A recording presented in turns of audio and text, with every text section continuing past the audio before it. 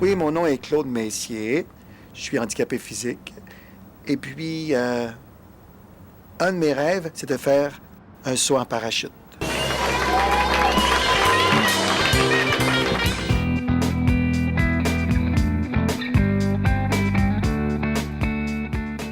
L'objectif de ce festival et les valeurs que porte l'association, c'est d'éduquer les gens pour avoir cette approche différente sur la personne handicapée et sur une meilleure intégration finalement de celle-ci dans la société.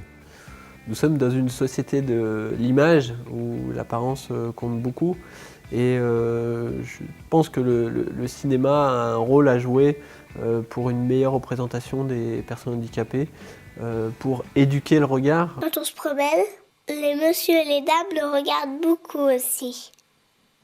Et puis, des fois, mon frère, il fait des gestes tout bizarres. Il bat les bras, comme pour s'envoler. Il y en a qui ont peur de ça.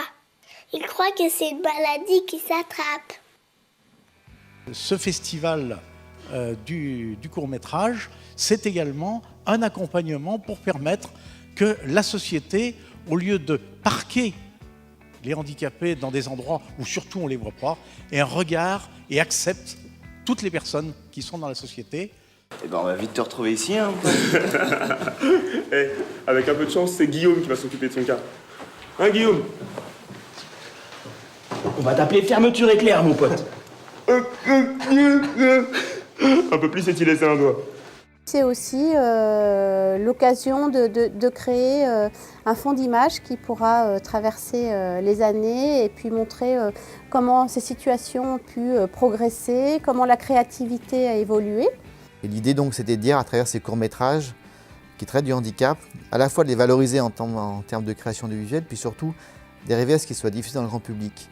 Et l'enjeu majeur du Festival Handicapé Shield, c'est que grâce à la diffusion de ces films, eh bien la société tienne mieux compte des personnes handicapées. Donc c'est vraiment ça l'important.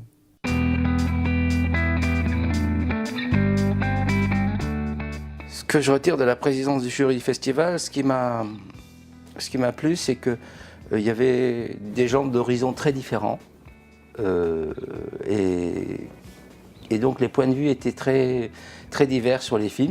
Moi j'ai eu l'impression d'assister, bon j'ai déjà participé à des jurys de films de cinéma ou de télévision, et j'avais l'impression qu'on se posait à peu près les mêmes questions sur le plan à la fois de l'esthétique, sur le fond, sur la forme, et il y avait des débats extrêmement passionnés autour des films, comme pour un autre festival. Le fait d'avoir vu les films, d'avoir participé à ce jury et surtout aussi d'avoir confronté des points de vue, tout cela tout ensemble, fait que ça a sans doute... ça m'a permis d'approfondir un certain nombre de choses dans ma vie d'élu. Ça m'a aussi permis de changer de regard sur un certain nombre de réalités, sur un certain nombre de vies quotidiennes. Et je crois que ça a aussi permis d'avancer sur la résolution, autant que faire se peut pour une collectivité comme la mienne, de résoudre un certain nombre de difficultés. C'est fascinant de voir à quel point le handicap est pluriel. On connaît son handicap ou des handicaps similaires, entre guillemets, mais j'ignore complètement le quotidien des personnes sourdes ou malvoyantes ou sur du handicap psychique qui n'ont aucun point commun avec le mien, donc c'est très intéressant. Oui. Pour moi, c'est toujours quelque chose de nourrissant de voir des films qui sont faits à la fois par des non-professionnels ou le film québécois fait par un professionnel de l'image, de découvrir des univers, de découvrir des personnages, de découvrir des détresses, de découvrir... Et la façon dont c'est filmé, moi, ça m'apprend beaucoup. Donc à ce niveau-là, on a toujours quelque chose à prendre sur le travail des autres. Par exemple, il y avait un film avec une maman et son enfant, et ça m'a énormément apporté, ça me rassure dans la vie que je mène. Je me dis que je ne suis pas toute seule à mener cette vie-là avec ma fille. Et puis ça me donne des ouvertures aussi sur... il y a des films où on voit des gens qui font du parapente, d'autres choses, donc ça me peut nous donner des idées. On peut aussi le faire avec notre enfant, même s'il est très handicapé. Je ne sais pas si un jour on lui a dit clairement qu'elle avait une petite sœur handicapée, parce que je ne sais pas à quel moment nous, on a su dans notre tête qu'on avait une petite fille handicapée. On met du temps à accepter ce mot, c'est lui qui finit par s'imposer.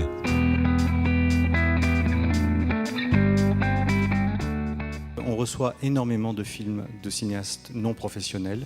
C'est extrêmement important. Le monde du handicap filme très souvent dans les établissements, dans les associations, les personnes en situation de handicap. Donc on est très attentif à la façon dont la manière de filmer aujourd'hui se modifie, notamment grâce aux nouvelles technologies, et comment les amateurs, ou plutôt ce qu'on appelle entre nous les non professionnels, progressent aussi dans la représentation du handicap et contribuent au changement du regard. Ce sont des films documentaires, mais la force du propos est telle que ça dépasse le documentaire, et que pour moi certains films c'était vraiment des films de cinéma.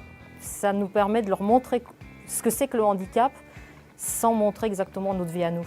Ce qu'apporte ce festival, ce qui peut changer comme regard, c'est d'abord tout simplement de faire découvrir au commun des mortels ce que sont des personnes handicapées. C'est un peu ce que j'ai fait dans National 7, c'est que se rendre compte qu'on a affaire à des êtres, tout simplement à des êtres humains qui sont traversés des mêmes désirs, des mêmes envies que nous tous.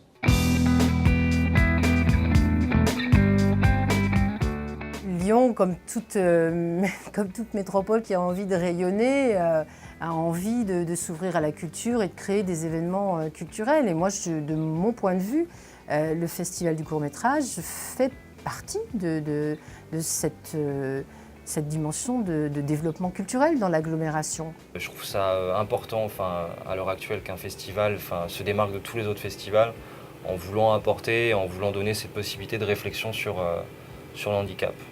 C'est un très beau projet en fait de faire des films sur le handicap.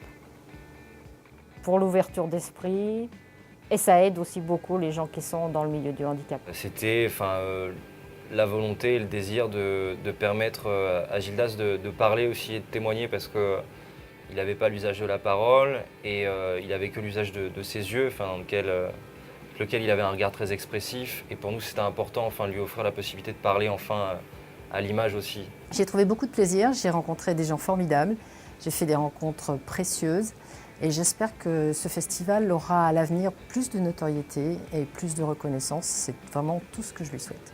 Le festival permettra de sensibiliser les lycéens aux questions de handicap et à toutes les personnes qui sont en situation de handicap. Un film vaut mieux qu'un long discours.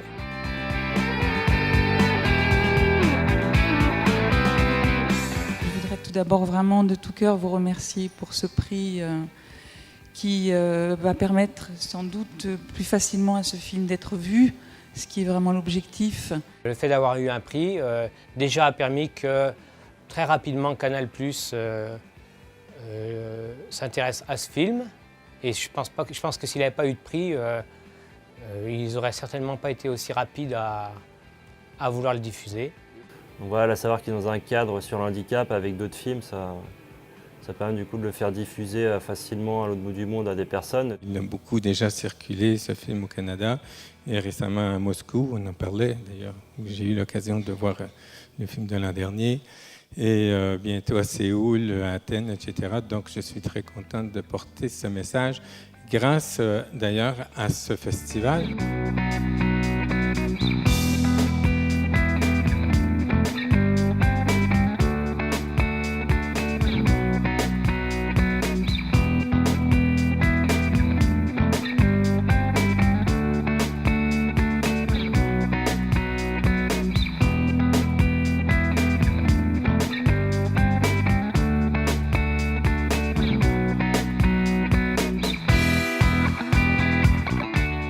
Il y a beaucoup de choses à changer dans le regard.